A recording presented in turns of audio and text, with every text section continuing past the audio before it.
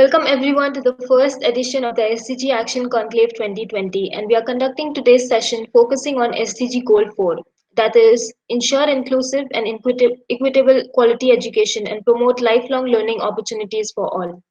Let me give you a brief about our initiative. The Youth Forum is a project under Alexis Society, and our team consists of inspired young students and professionals who are solely interested in creating positive social impact by conducting research on policy issues, writing thought provoking and insightful blogs, designing creative social campaigns, organizing life changing events, and interviewing leaders and change makers.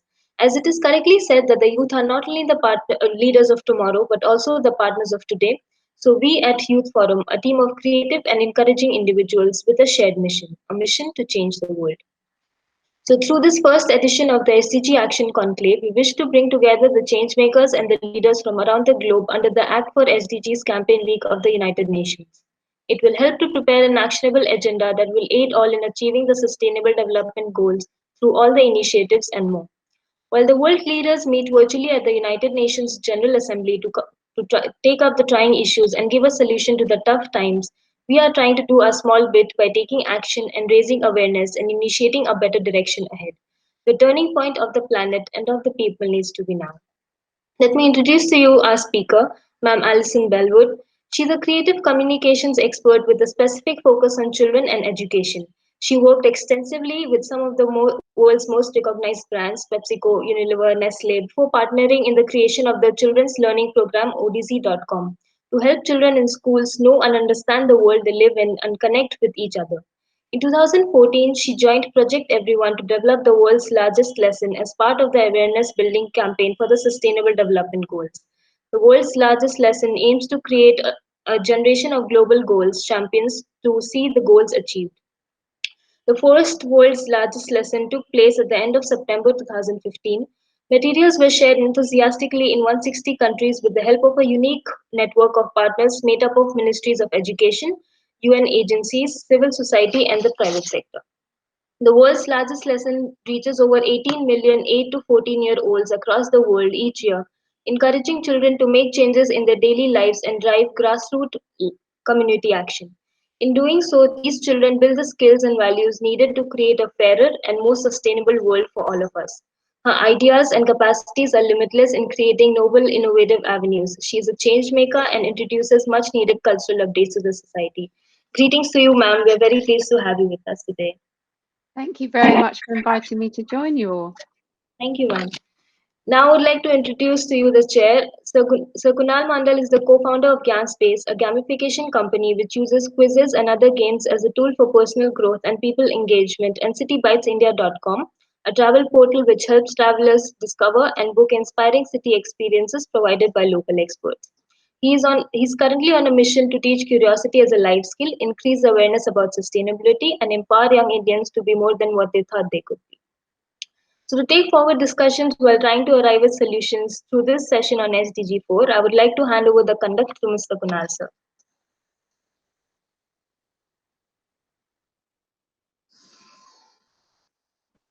Thank you, Arushi, and a very warm welcome to each and every one of you who is joining in and listening in. I have a very, very special guest with me for today's session, and I have Alison Bellwood with me. Alison, a very warm welcome to you, and thank you so much for joining us. Thank you, Kunal. Alison, it's been quite some time since we have met, and as I was telling you before, I think it was one of the key moments in my life as well, when you took me to that school in Bonn and gave me an opportunity to interact with kids and see, how, very little things that like teaching them or even showing them, different stories from different parts of the world can really, really impact in many ways how they think and how they're going to act and how they're going to take part in more and more discussions which are positive towards the world. But even when I interacted with you, your journey was, a really interesting one. As you started in marketing and then you moved and created world's largest lesson, and you worked extensively in the educational sector as well, and to provide better education and awareness to children. My question to you would be that, some of the key learnings that you have had on your journey that might benefit our audience here today. I would love to hear them. Oh gosh, that's a question. I think there are many. Some of them are very, very small little learnings, but others are more significant. So I started the world's largest lesson in 2015, just at the beginning of when the SDGs, before they were even formally announced, which was exactly 5 years ago on the 25th of September. So we are literally in that same world 5 years ago. And just over the weekend, my feeds for Facebook and all of those feeds were full of 5-year memories. So it really brought a lot of that back to me. So we created an idea called the world's largest lesson, which was about introducing children and young people to the SDGs through educational experiences, encouraging their teachers to teach lessons about the goals as a whole idea, but also about the specific themes within the goals. So, for example, gender equality, hunger, sustainable cities, those kind of things. So we wanted teachers to teach, but we also, more importantly, wanted to create a unique situation where even within a lesson, we were building onto the learning points with potential actions. So kind of almost bridging between learning and action. And I think what's really important about that is that, you know, we've learned that action isn't just a bolt-on to a learning experience, and that in itself, taking action can be the learning experience. It might not be traditional learning, but it's still learning nonetheless. And in fact, it's possibly even more important learning, because what you get from those experiences of taking action in any way, either within your life or your community, is skills, and you get to practice those kind of skills. And what we look at within World's Largest Lesson is a number of skills that we're trying to develop in young people: curiosity, creativity, problem solving, communication. So those kinds of skills can come through taking action, sometimes in their complete sense, but sometimes individually. You know, if you want to persuade someone to do something in your school or your community, you have to communicate with them. You have to find a way to be persuasive, and you have to bring them on board. You don't get that opportunity so much in the classroom, but you do get it when you extend the learning outside of the classroom and do other things. So I would say that's one of the most important learnings. And the second I would add is the power of partnerships, because obviously within the SDGs we have goal 17 is partnerships for the goals, but if you take that down to a more local level, that and connect that to anything you may be doing, it's not a competition. It's not necessarily about your project being better than someone else's project. It's about bringing everyone together who has a shared set of values around this ambition for the world, and saying, let's partner, because together we can be bigger and stronger, and we can leverage each other's skill sets and ideas. And we've done that. So we've worked really closely with UNICEF on a global level, who are our kind of founding partner. But along the way, year by year, we have brought in different organizations, either because they have a special skill set. So we wanted to talk one year about the circular economy, and so we worked with specialisms in that field, the Ellen MacArthur Foundation. Another year we wanted to focus on biodiversity, so we worked with the World Wildlife Fund. So we bring experts together, and we believe that by doing that we can collectively reach a wider audience and be more impactful. Sometimes in life you feel like it is a competition, and you want to be number one, you won't be the one ahead, but we can all be number one, I think, if we partner together. So I would say those two things, really important learnings. I mean, I could go on all day. There's lots more, but I think those are the most two important too. Yeah, thank you so much, Alison. And as you rightfully said, I think we all can be number one. That is a mindset that we need to have. So everyone who is listening in, please listen in carefully, and what she has said, that we need to collaborate more and more, and create projects together and execute projects together, so that we all are the number one, and then everyone benefits from that. Thank you so much for sharing that insight. And let me dive into each of these facets a little more. Of course, I've partly seen it firsthand, and I've always spoken about world's largest lesson after I came back to India to many people. And of course, we did quite a few sessions using the frameworks and worksheets and things like that in different parts of the country as well. One of the things that always comes to my mind, which I've always wanted to ask you probably, is that what is it that drove you to pick awareness as a problem to solve? Because the first thing when it came to the SDGs, everyone was sort of, these are great, but I, at an individual level, don't really understand what to do. And that was one of the discussion we had in Bonn as well. But you picked this core issue of awareness and made it, more fun and more engaging for, the kids and also other stakeholders in the ecosystem. So what was that drove you to, picking this up? Well, I mean, in truth, I think it's that choice to focus initially in 2015 and 2016-17 on building awareness was what you would do if you created anything new, any brand. It could be a brand of soft drinks, or a brand of food, a brand of toys. It could be anything, where when you create something new, nothing will happen unless people know about it. And it was exactly the same for the SDGs, and exactly the same for children within the context of the SDGs.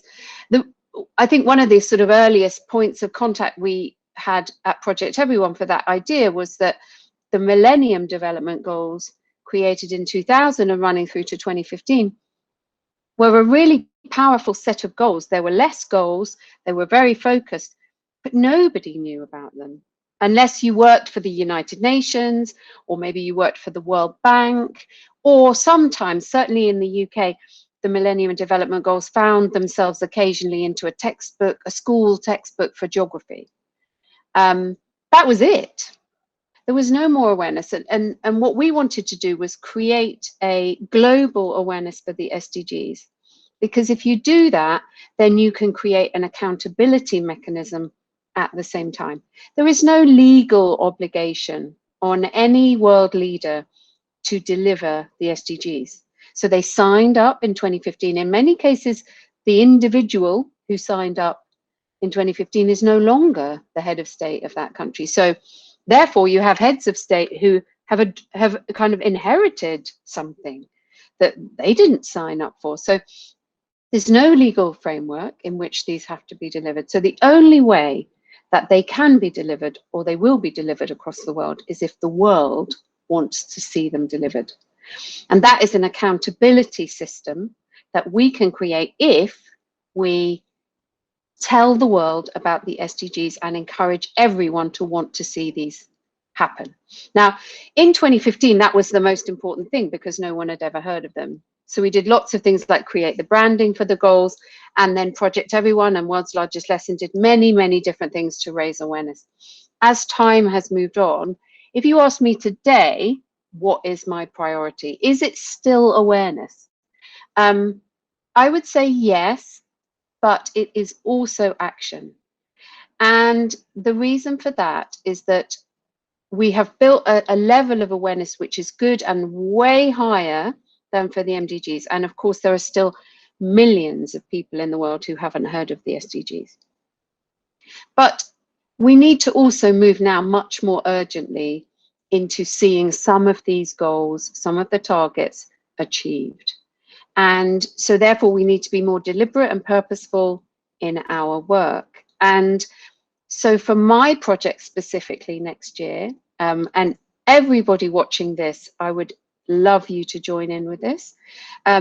We are doing two things. We're continuing to talk about the goals, but we are going to do something in 2021, which we've not done before, which is rather than create lessons to learn about these things, we're going to create an advocacy project and toolkit for everyone to join in with. So it's not going to be about, let's learn about gender equality or learn about something. It's going to be, let's do something.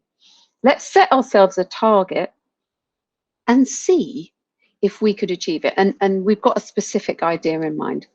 So our theme for 2020, for now, 2020, now until the end of 2021, is climate education, because it's one of the most fundamental issues that if we, A, climate change is the biggest issue we face, we believe, and then B, educating the world about climate change will change everyone's mindset and everyone's opportunity to contribute to alleviating the effects of climate change over the next 50 years. So we think it's really important and very relevant for young people to campaign for climate education across the world. Every single country to sign up to put climate education onto the curriculum of every school. So it is completely inclusive. It is not just the preserve of children who go to private schools or whose parents can afford it.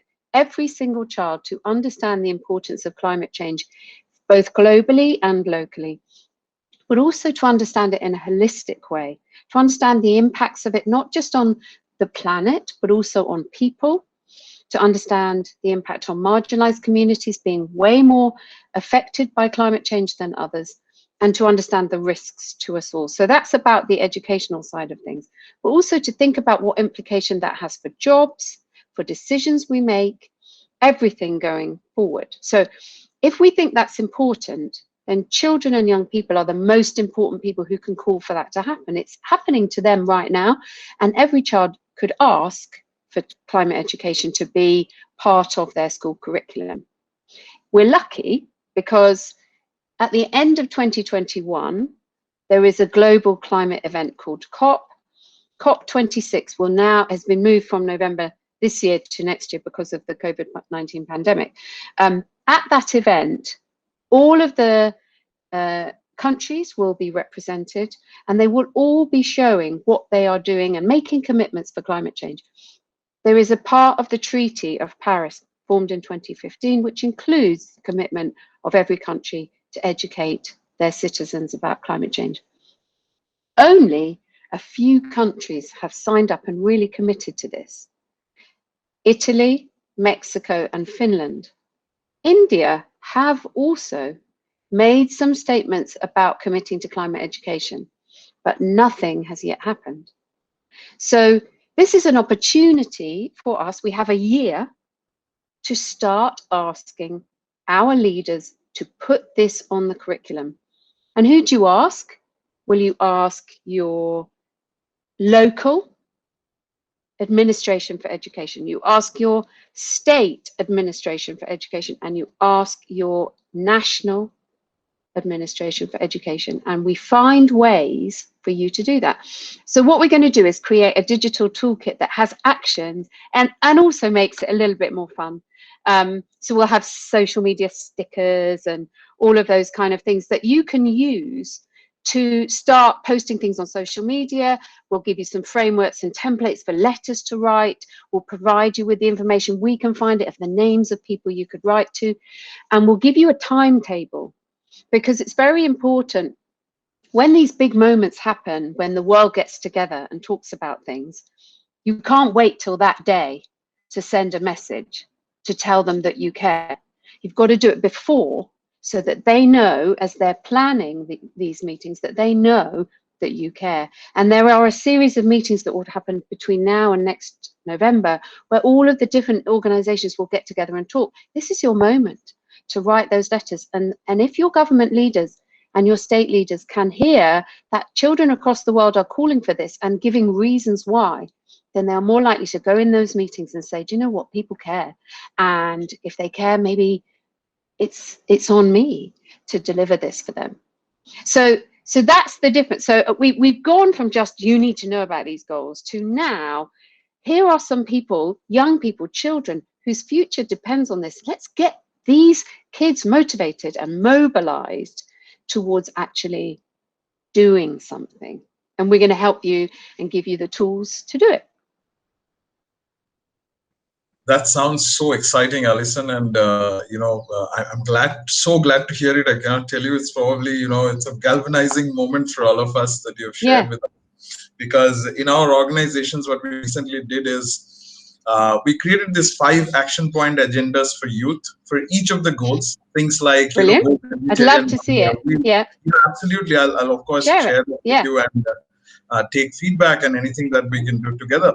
And also climate, we have actually started a climate change conclave last year, like towards the end of last year, I think December we did one. And the idea behind that was exactly this, that you bring more people together, and then we actually did a letter writing competition where the idea was that you write to the president that you want your planet back, right? Nice. Yeah. And I totally resonate with everything that you have said, and I look forward to engaging more. And everyone who is listening in, also please join in. Please, if the things are ready, we'll put out the link on the. Yep. They're not ready yet. Sadly, they're not ready yet. Whenever they are, we will share. Some of them are ready already. There's a nice film that's just been launched, featuring a young boy in the UK, but he brings, because it was filmed in the COVID time, he brings digitally activists from around the world together. So there's a nice film. Please watch that, share it, use that as your inspiration for learning more about climate change, because the whole thing, from our point of view, is learning is the first step to action. So we want you to take that film to your school, ask, even at this level, can your teachers just start to talk about climate change? We have some lessons online. They are ready to go. Some of them are there about exploring, using things like Google Earth, exploring what's going on where you live. But some of them are about giving you some of the skills to speak up and share what you think. Yeah, thank you so much. And as you said, I think awareness is all good, information is all good, but transformation only comes from taking action. And that's where I think now we all need to move in. And it's been 5 years we've been talking about the goals, and it's time we sort of galvanize people to act towards the goals as well parallelly. Yeah. And thank you so much for those great ideas that you are currently working on. So one of the things that comes to my mind is, if I'm not wrong, the world's largest lesson started off with a small community of volunteers. And, it sort of went on to grow to a large extent it reached about 17.9 million children in over 160 countries. I'm pretty sure there had been multiple challenges that you have faced on your way. Yep. And I can possibly imagine how many, but could you tell us some of those key challenges that you faced and how you really solved them? Yeah, gosh, so many challenges along the way. I think one of the things that I've learned a lot is that you can make a plan, but it's not always, you can't always stick to the plan. You can set, a series of actions down on a piece of paper, but things will happen along the way that stop those plans from being possible.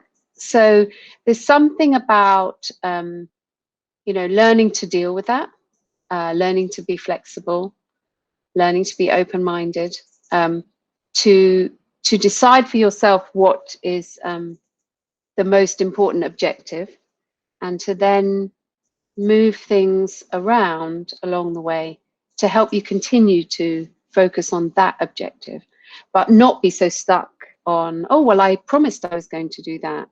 Well, maybe you can't, but maybe there's something different you can do. And I think this year's been really interesting across the world, of course, because there were so many plans in place that, we all had, and we've all had to change everything. I'll give you an example. So our climate campaign that I've talked about already, that was due to be launched in April. And it's only just been launched now. So we had a 6-month delay.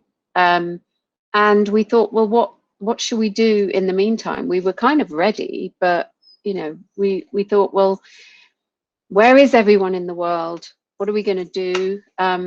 And so we did something different instead. And we worked with UNICEF very, very closely to create something called World's Largest Lesson Live. Did you see it?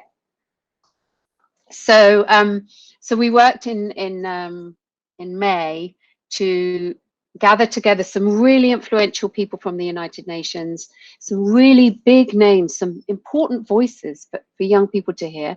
And I was really passionate about this because I felt that, I don't know what it's like in India, but certainly in the UK, there has not been much direct attention on young people. There has not been much talking to young people from government about what's going on. And I think that young people have made a tremendous sacrifice this year to stay at home and to protect others. And I felt really strongly that someone should say thank you. I know that sounds ridiculous maybe, but I think young people need that encouragement. And we can't assume that everyone is happy to just, you know, to just stay home and have their education completely interrupted and their potential future interrupted. So we got Amina Mohammed, Deputy Secretary General of the United Nations, involved. We got Henrietta Fore, the Chief Executive of UNICEF. We got people from the World Health Organization, and we got young people involved. We got some celebrities and we got some young people that we brought into the conversations from around the world, from Argentina, from India, and from Hungary. And we created these conversations a bit like this, but we did them, we specially produced them. We had a nice choir to sing, and we made that. And if you'd have asked me in January, would I have been doing that? I had no, of course not, I had no idea, but we did move and we adjusted our plans. And an additional story worth telling is that Project Everyone, the organization I work for, have also obviously had to do the same. We've had to move all our events online. And that's not easy to do when you're trying to create really different and motivational moments in people's lives. And we've also just been working on something which was presented on last Saturday. So it was the 19th of September. It's called Nations United. It's on YouTube. Have a look, find it, watch it. It's a 30-minute show. It's highly produced, amazing piece of TV, basically. If you're, I would say this is appropriate for an audience who are kind of 14 and up. So I think that's probably a lot of your audience. Do watch it because it talks about the truth. Talks to the truth of the world and what's happening. It focuses on the big issues. It shows what's been happening around the world, but it also, more importantly, talks about solutions. And it indicates that we do know what to do as a world to make things better. We just need to do those things. And again, you know, that came about because we were talking to the UN in July about what was the UN General Assembly going to be like. It was going to be virtual, but also that it presents opportunities for different forms of communication and to engage the world in a different way. So that's a big learning. Be flexible, but stick to your guns. Yeah, so I'm going to well, take some be water. flexible but stick to your guns. That's pretty well put. And you know, in fact, we have shared that film, you know, among our network, and we have asked everyone to watch it. I saw that you shared it on LinkedIn as well, and from there took it and then shared with a lot of other people as well. So thank you so much. And it was really, really, you know, inspiring and great film to see it with, like, it hits the nerve at the right points and says what's wrong and what could be right. So I really, really admire that, you know, the kind of work that you've done there. Now, you spoke, of course, about the value of partnership and collaboration. And, you know, throughout your work with the world's largest lessons, there are too many partnerships. I've always admired that. And one of the things that was there, I think Comics United Nations was something that I really, really liked. And, you know, sort of this entire concept of how you bring volunteers who has brave hearts together and this really passionate people together to make change happen. It's always admired, you know. So one of the questions that I put for you is, like, how do you really build these? Because you started, where was the first world's largest lesson, if I may ask? Like, well, I don't know, because we just created the content and shared it out. I have no idea where the first lesson took place. I can tell you that on the 25th of September in 2015, I was actually in New York, and I woke up in the morning, and with obviously massive time zone difference, I was receiving photographs of lessons taking place. And the one that really sticks in my mind was in Thailand. I've got this incredible photograph of students just looking from behind students who were all sitting on benches in a kind of forest area, and all the goals were on big boards in that setting. And so that really sticks in my mind, and it must have taken place over the previous 24 hours, but I don't know exactly where it happened. Wow. The fact that it happened at all is amazing. Right, exactly. I mean, that must have been so inspiring for you to see those images. Oh yeah, and now this is happening. Like it's real. I mean, we just invented this idea. Yeah. So one of the things that I was trying to ask you is, like, how do you really scale a good idea and take it to different parts of the world? And because what I notice is a lot of people are executing brilliant ideas in different parts of the world, but the piece of the puzzle that is missing is probably the collaboration partnership. If I knew that, okay, this idea that is being implemented in Nigeria is very, very good, and I can also implement this in India, how do I make that collaboration happen? And how do I, like you have to some extent been able to do that for World's Largest Lesson? Do you have any suggestions on that front?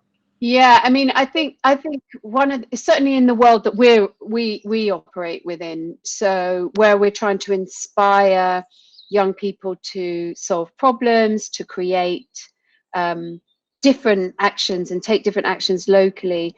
The real thing I ask of every single one of you is, if you do something that works, let people know, you know, and look to all the different organizations who are worth telling.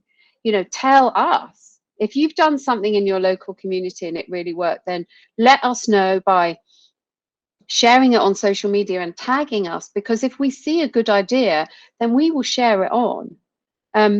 And try also to measure the impact of what you've done, because that's kind of like almost the common currency. So if you can say, we put, you know, we invested 5 hours of our time and we reached 200 people, then you've got, you know, it might not be money and it might not be profit, but it's still an investment of your time and an outcome in terms of people being told about the goals or being engaged. And if you can say, I put in this amount of time, we reached this many people and they did this, then that's truly incredible. And then that's almost like your calling card. So the next thing you do is you tell people like World's Largest Lesson or other youth organizations. You also look to enter competitions. There's challenges all over the world. That's a way of people finding out what you do. Some of the ones that I can think of, Design for Change, enormous in India. Enter the Design for Change challenge if you're not too old. You may be too old. Look at other challenges. Generation Unlimited from the UN has challenges. There's a big new challenge coming up, which will be announced next week, but it's already live in the world. It's called the Earthshot Prize. That's for students or young people over the age of 18. X Prizes, all these things, search for them, enter them. You know, and that's another good way. Join, you know, like I say, join with another group who are next to you, and you know, create a little cluster of action, and then maybe join with another little group who are nearby, and build from the bottom. And before you know it, your town will be involved, and then maybe your wider city area, and then maybe, you know, as soon as you get to that kind of level, then you can call somebody up and say, will you come and see what we're doing? And that could be, you know, a business leader, a local business person who maybe would have a bit of money to invest in your plan, or a local government individual who might be interested. And look at the list of all the people in your local government. Look at who you think would be most interested. What is your project about? And look, is it the Department for the Environment, or is it the youth department because they encourage young people to be part of decision making? You know, is it is there a department for women, for food, for agriculture? You know, which one wants to hear your story? Try and get them to share it on their government websites, because you're an advert for young people taking action. No one thinks that's a bad idea, but it's how how you sell it. That's where the marketing comes in. Think about what they want to hear and tell them. Yeah, every entrepreneur and every sort of leaders who are already listening in, please, these are some great suggestions from Alison, and that's how you have to build large collaborative projects to actually make things happen. So thank you, Alison, for those ideas. Now, you mentioned about measuring change, and this is one of the very, very important and key challenges that exist in today's world. People ask, well, all this is good that you're doing, but I don't know what's the actual thing that is happening on the ground. Have you really changed anyone's lives? I'm pretty sure even world's largest lesson was asked of those questions as well. So keeping those in mind, tell us a little bit about your learnings on what are some of the tools that you have used or best practices that you know of to measure change effectively. And secondly, if you could tell us a little bit about a few examples of how you have seen world's largest lesson impacting people's lives on the ground. I know for a fact that it did really well in Nigeria, and also of course in different other countries as well. So could you share some of those with us, those stories? So yeah, I mean, it's interesting. Measuring the impact of what you do is probably the most difficult thing. There's something much easier if you have a business and you've set up a business and you've got a product and you sell it. Then it's really easy, isn't it? Because it's like, how many did you sell? How much did it cost you to make it? And how much is left over? That's easy. But if you're doing the kinds of things that we're all trying to do, then you have to create a new set of metrics. You have to be creative in your measurement. And so for the world's largest lesson, like I said, it's impossible. I don't know where the first world's largest lesson took place. So if I don't know that, how on earth can I measure how many there have been? So we for measuring the overall impact of our work, we then said, okay, we have to create our own measurement framework. And even though it might not be one that everybody knows about, if we can measure the same thing over time, then we can know if it's growing or not, or even declining, So that's a good start. So if you do something once and you achieve something, then if you do it again and you achieve more of whatever that was, then you can at least tell someone that you're growing.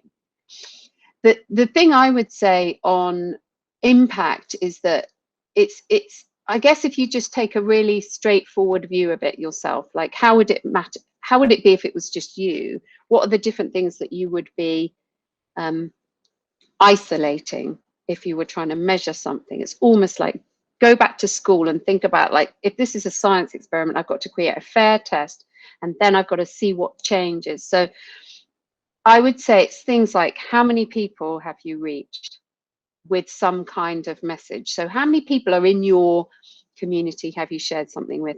If you ask them to do something, did they do it? And how many of the, and how do you measure that they did it? So if you want to measure that they did it, you need to find a way to make it easy for them to tell you that they did it. So is that social media? Is that where, or is that sending you a message? Is that filling in a form? Is that taking a photo, sharing it back to you? Those kind of things. So some way of measuring it. Then, depending on what the action is, then can you take that action and turn it into something that the world recognizes as a measure? So here's an example. This is real. There's a team who entered a competition. This is another competition, actually, by the way. It's run by the Futures Foundation, and it's the Young Global Leaders. I think it's actually Young Social Leaders, run by the Futures Foundation. Anyway, look it up. It's really good, and it's a competition every year for young change makers. And there was a team who were the winners in 2019.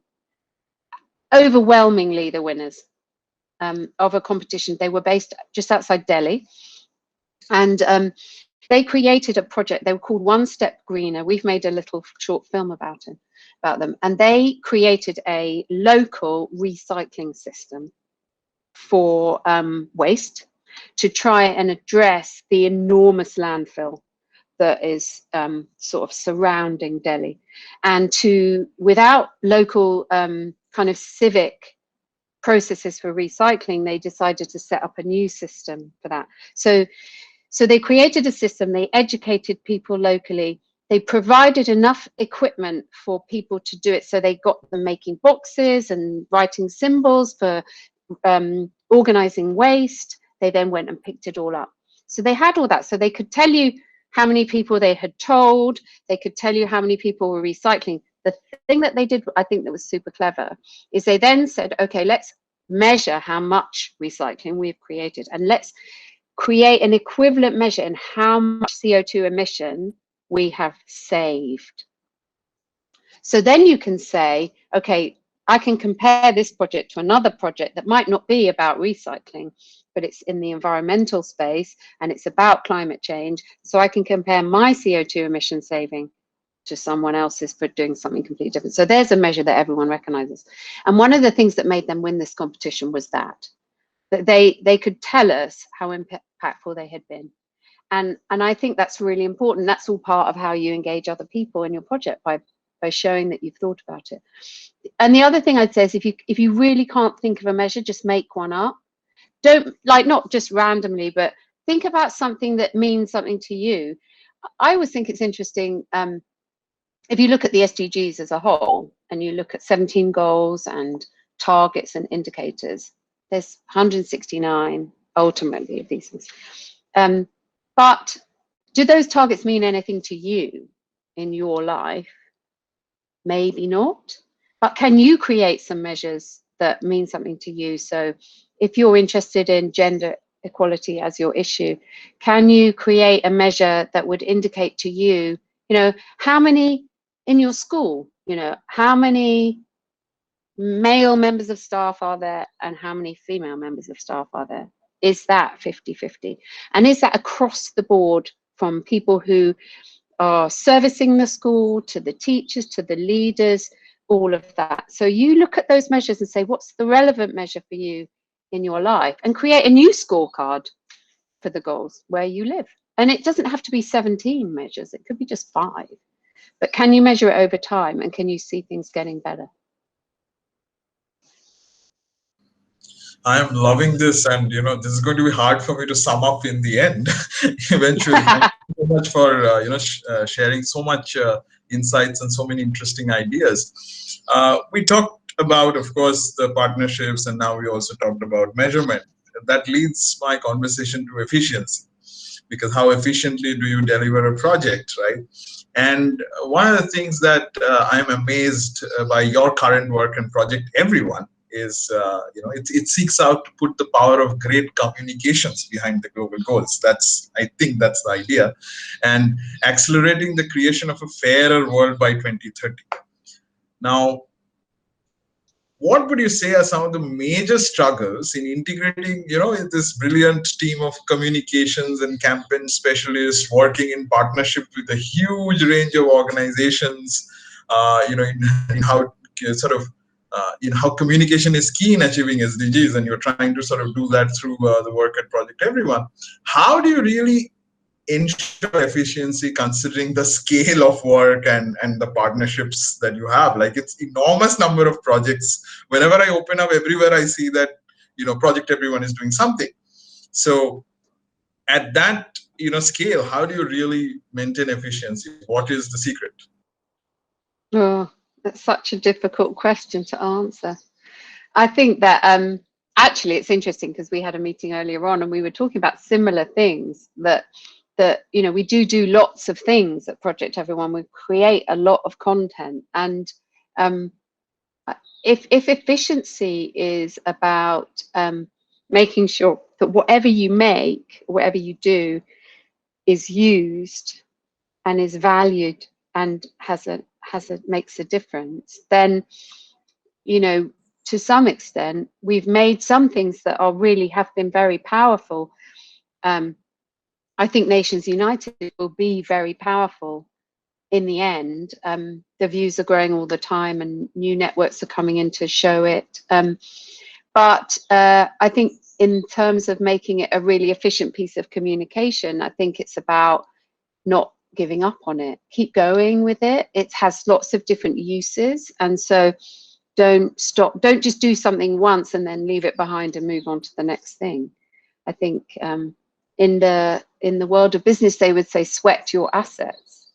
And if making a film is an asset, then we need to make it work for us for a long time. So you'll start to see, for example, World's Largest Lesson will use Nations United film content to inspire some lessons. That will come, not tomorrow, but it will come over the next 6 months. So you'll start to see those. We'll cut it up. It's 35 minutes. That's too long. We'll cut it into 5-minute bits, and you'll get the chance to watch a bit at the beginning of a lesson. So we'll get it onto TV in places all over the world. It's going to be on television in Albania. So we'll keep going with it. So I think that's really something about efficiency. So don't just keep moving on to new things all the time. Keep going. If you think your idea is a good one, keep plugging away. You'll find a little special niche for it, and then as soon as you do, you'll be away. It takes time. Yeah, and I think you, of course, mentioned content, and content is a very powerful tool because that's what drives the conversation, that's what drives the awareness and everything else that's at the core. And throughout your work, whether it's at the World's Largest Lesson, Project Everyone, or even ODZ.com, which is a edtech venture that you were involved with, which, if I'm not wrong, is a subscription-based geography resource for primary schools. And with sort of this advent of online learning during the pandemic, and sort of it has sort of exploded. Now it has been embraced in all forms, in every ways. But two questions. So one is, what do you see sort of the future of online education looks like? Is it going to be the new normal? Is it going to be like, how do we really keep it more integrated, and what is the best part from that? And second is content. Like curriculums have always been discussed, and for example, in India, it took us 15 years to now actually launch a new education policy. Even though it's only policy, we don't know when it's going to be implemented on the ground actually yet. So changes in curriculum, educational curriculum, whether it's primary education, higher education, it's very difficult, right? So that's where all these interesting and engaging content and meaningful content comes into play. So what would be your recommendation on, like, how do we really build, from your learnings that you have had, how do we really build great content that kids love, they'll consume, and they will probably enjoy the learning process more than ever? Well, I think, oh gosh, there's about 7 questions in there, isn't there? I don't know what to say. I think so. 2 things. I think that online learning, I really hope online learning is not the new norm.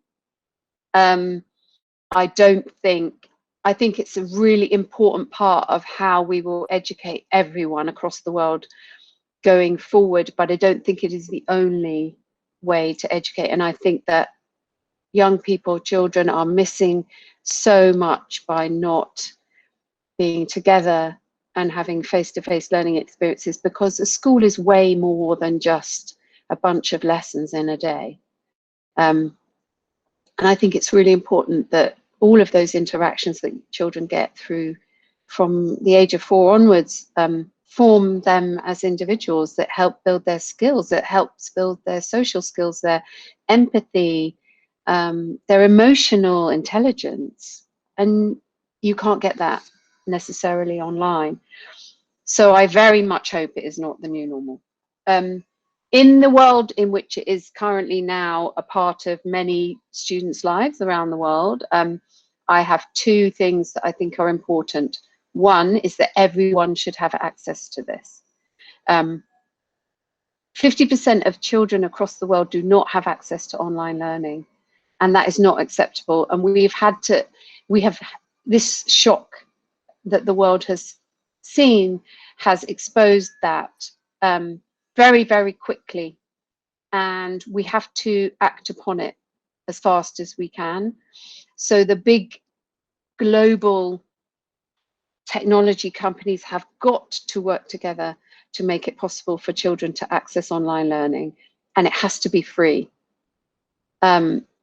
So that is difficult, isn't it? Because who's going to make content if it's free? So other people have to come in and pay for it to be made. You know, it's very hard to make a film with no money. You've got to have someone fund it. So it requires interesting creative collaborations between organizations who have the skills, maybe people who have the distribution platforms.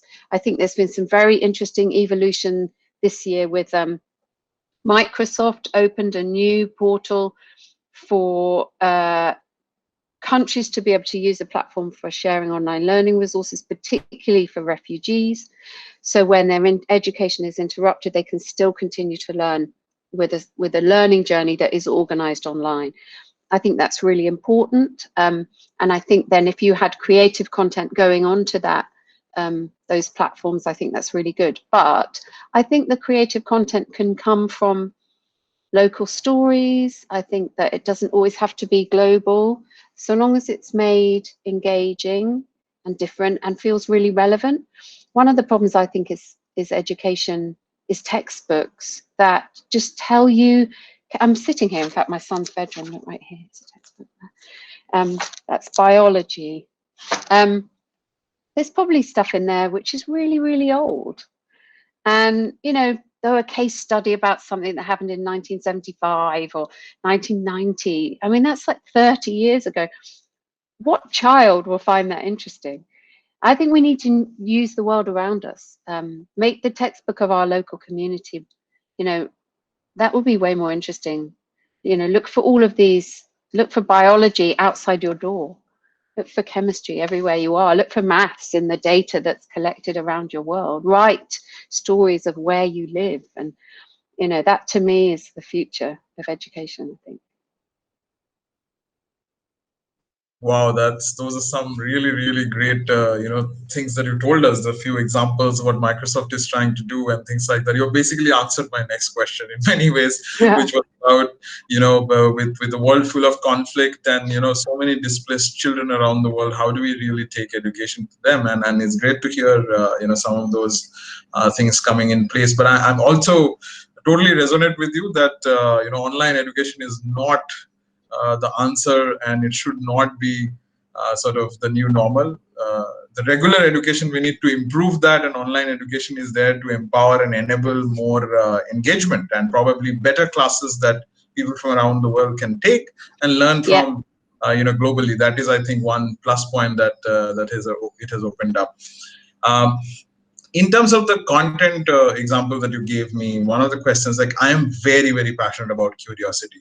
I mean, when you met me, you also see, sort of, how crazy I was back then, and I'm still as much crazy about curiosity as I can be, and that is sort of that's what I made my mission in life now, to sort of teach this as a skill, because I honestly think it is one of the most important 21st century skills. Because as you said, if we have the curiosity, we have the creative thinking, and then it sort of comes, everything else comes as a byproduct of that. So you have worked in this area for too long. So my question to you would be that, how can we really instill curiosity as a habit among children? If you have to answer that, what would be your suggestions? I think that we've spent too long in schools asking children to provide all the answers. I think we should value and celebrate children for their questions. And if every school had no prizes for projects completed, but prizes every week for the best question, then I just think you start to instill a habit of thinking about what the best question is. Because unless you start with the best question, then you're never going to get to the best answer. So I think it's about changing the mindset of educational leaders to encourage curiosity as much as possible. I think we should get children outside as much as possible, and like I mentioned, using your local community as a textbook, getting children outside, but in a sort of organized way.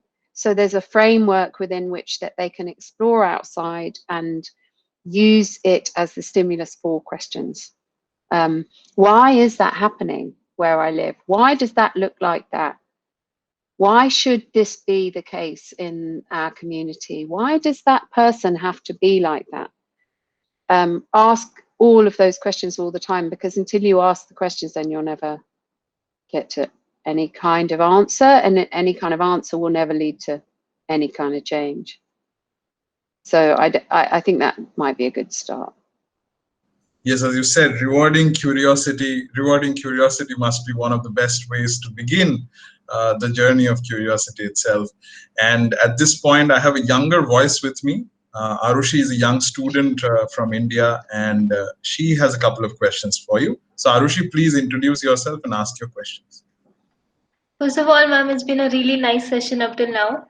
And I'm a student of economics from the Delhi University. And what I feel is first we have to create a ripple at a personal level, which then may manifest into waves.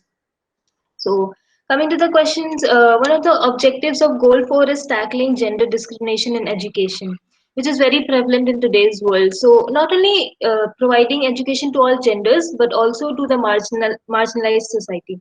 So, how do we bridge that gap and make education for all a ground reality? Well, you've asked a question that is even more important today than it was 6 months ago. The number of young people out of school is huge. I think before the pandemic, 243 million children were not in school. Of course, during the pandemic, half the world has not been in school. But I think one of the worries that the global education community has is that there will be a significant number of girls that will not go back to school. So the closing of the school system has meant that the economic impact of that will be tremendous on people, and the girls will be the first group who may not get to go back to school. So we have to do as much as we can to get them back into school, and then to get all the other girls into school as well. And that's going to take real dedication and belief by governments that they can, that we can all understand the benefit of that for the world. The opportunity that comes from girls being educated from a financial point of view is enormous. And then also the social benefit of girls staying in school is enormous. And that benefit then saves us money in the end. So if you wanted to turn everything into a financial story, there are huge financial benefits from girls going to school, but also then sort of the social benefits and the broader benefits around, later ages of giving birth, more healthy children, more likelihood that the children born will also be able to read. All of those things come into play, and that's what we need to really defend. So I think, to me, we need governments to really commit to it, and we need money to be spent on it specifically. The donor countries that support countries where they have big communities of marginalized girls are very aware of it. The British government is working towards that aim, but everybody needs to join in on that. And then specifically, even beyond that, to look at the girls who have been displaced through conflict and situations like that, conflict and now climate change as well. Those girls will need to be make sure that their education can continue, and that they can be given the same opportunities as anyone else to fulfill their potential and make a contribution to the world that we all live in. I think you really pointed out the fact that if you're educating a girl, you're educating the whole family. Yeah, Thank you for your agreed. answer. Thank you for your answer, ma'am. The second question is, I would consider myself privileged for having received primary education and go up to the college level, but many people around us don't. So, what are your suggestions? What three actions can the youth take to provide education to these people and achieve goal 4 on our levels? I think you know, I suppose one way, if you want three actions, I always think a good way to think about actions are, what can I do? What's a personal change I can make? What's a community change I could make? And then what's a national change that I could contribute to or ask for? So I would say, you know, in a personal change, first of all, is don't, it might sound like it's not contributing to the question you asked, but value every minute of your education. Because you're right, you are privileged, I'm privileged, Kunal's privileged, we're very privileged to have had what we've had and to be part of an educated world. So value every minute of it and don't let any of it go to waste. And do everything you can to therefore become the person that can make a difference in the world. So value that. That's the personal thing. In your community, look for where perhaps there are opportunities for you to help share your knowledge and understanding. You know, can you volunteer? Can you, if there's no volunteering opportunities, can you create something whereby you can share whatever your special passion or expertise is with children, either you know, in a school environment or outside of school, and join as many organizations as you can that can do that. But then also advocate for education nationally. It's funny, you know, young people advocate for, you know, let's address the impact of climate change, let's work on gender issues, let's do, you know, let's look at world hunger, let's, you know, look at world health. But not many people advocate for education, even though there is, you know, 1.5 billion people who are involved in education every single day. It's not really a big kind of advocacy thing that young people talk about. And it's when we did the world's largest lesson live with the focus on education, we were looking for young people who were advocates for education. There aren't actually that many people who really do talk about education from a personal point of view and then advocate for it to be better. Really need to start stepping up and raise their voices harder, louder, ask for more, describe what you want, you know, for an education. What should education be like? Think about it, describe it, ask for it. You know, get your whole university to do that, and then someone might listen. Thank you, ma'am. Thank you so much, Arushi, for your questions, and thank you, Alison, Thank you. Great questions. Thank you, Arushi, for your questions, and thank you, Alison, for being with us and sharing such a, you know, beautiful insights and ideas that you shared with us. And as I said before, I mean, it's very hard to sum up after such an insightful session, so I won't even probably try, but as a host, it's my duty, so I'll try my best to you know, bring out a few points that you mentioned that will stick with me and probably stick with others as well. Number one is that we must bridge the gap between learning and action, because taking action is learning in itself, and probably that's one of the things that we should focus on more and more. Second is curiosity, communication, and creative thinking. These are the 3 C's that are going to drive us to be more educated, to be more action-oriented, and to be more sustainable in life. More importantly, everyone who is joining in and listening in, remember that we all can be number one.